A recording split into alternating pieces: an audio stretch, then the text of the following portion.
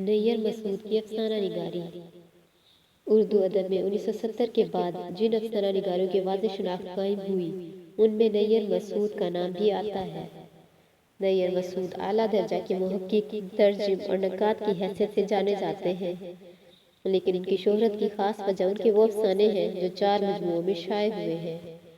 یہ مجموعے سیمیا، عطر کافور، طاؤس چمن کی مینا اور گنجفہ کے نام سے مشہور ہیں۔ انہوں نے اپنے افسانوں میں روایتی بیانیہ سے الگ ہٹ کر اسے مغربی پیرائے اظہار دے کر پیش کیا ہے۔ نیر مسعود کے پیشتر افسانے ان کے خواب میں نظرائے زمان اور مکان سے پرے نقوش عوامل یا واردات کے عکس ہیں، جنہیں لفظی جامہ پہنا کر افسانہ یا قصہ کا روپ دیا گیا ہے۔ ساتھ ہی اس بات پر بھی خاص توجہ دی گئی ہے کہ خواب اس طرح پیش کیا جائے کہ قاری کے دل پر بھی ویسے احساسات اور اثرات مرتب ہوں جو مصنف کے دل پر ہوئے۔ اس کے لیے موقع کے اعتبار سے صحیح الفاظ کے انتخاب کرنا، جملوں کو ایسے ترتیب دینا جس سے نقوش ابھر کر سامنے آئے، اور کم سے کم اور عام فہم الفاظ کا استعمال کرنا وغیرہ شامل ہیں۔ یہ سب ان کے اسلوب کی غیر معمولی خصوصیات ہیں۔ نیر مسعود کے افسانے چونکہ ان کے خوابوں سے تراشیدہ ہوتے ہیں، اس لیے عموماً ان کے افسانوں کا کوئی موضوع پہلے سے طے نہیں ہوتا۔ ساگری سین گپتا سے انٹرویو کے دوران انہوں نے اس بات کو تسلیم کیا ہے، میری کہانیوں میں بلکہ پوری زندگی میں خوابوں کا بہت بڑا کردار ہے۔ بعض خواب تو اس قدر مربوط گویا پورے بنائے افسانے کے طور پر دیکھے، بہت لمبے خواب بھی دیکھے، قسطوں میں کوئی خواب نہیں دیکھ سکا ہوں، اب تک بار بار دکھائی دینے والے خواب بھی دیکھے۔ یہ تو سبھی کے ساتھ ہوتا ہے کہ کوئی ایک یاد و خواب بار بار دکھائی دیتے ہیں اور سمجھ میں نہیں آتا کہ کیوں۔ نیر مسعود ہر اعتبار سے ادب کی ایک پروکار شخصیت ہے، لیکن جس چیز نے انہیں عالمی سطح پر شہرت اور مقبولیت دلائی وہ ان کے افسانے ہیں۔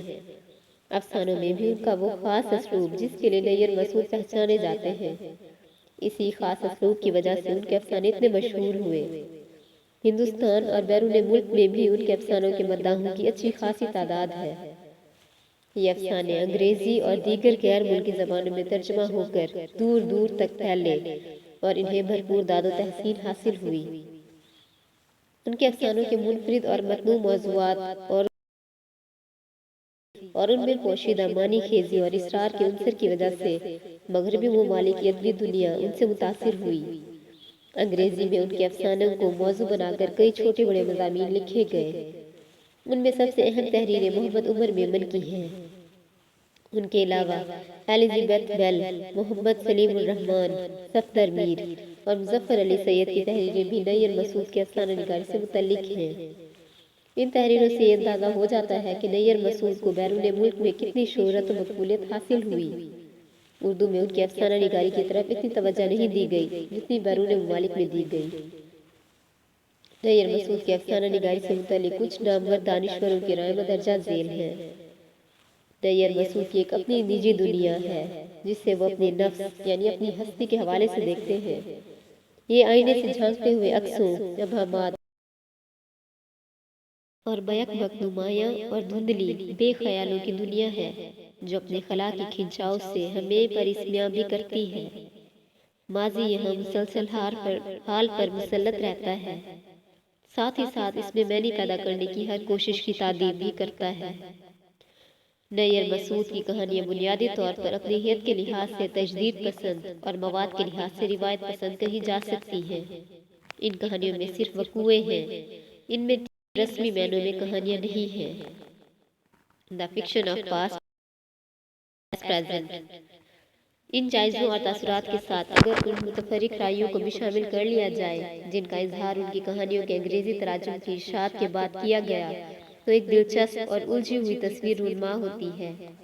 مثال کے طور پر مارکس نے کہا کہ یہ کہانیاں عطر کافور، ماورائے اشاروں اور نفسیاتی حرارتوں کی ایک چابک دست آمیزی کی صورت میں سامنے آتی ہیں۔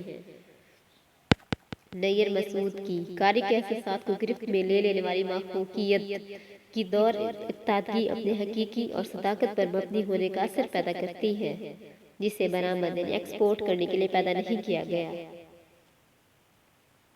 یہ کہانی ایک جادوئی قالین کے گنجان دھاگوں سے بنی ہوئی محسوس ہوتی ہیں۔ گویا کہ مجموعی اعتبار سے یہ کہانیاں ایک اجنبی، نادیدہ مگر پرکشش حقیقت اور ایک ایسی دنیا کی تشکیل کرتی ہیں جو ہمارے لیے ہے بھی اور نہیں بھی ہے۔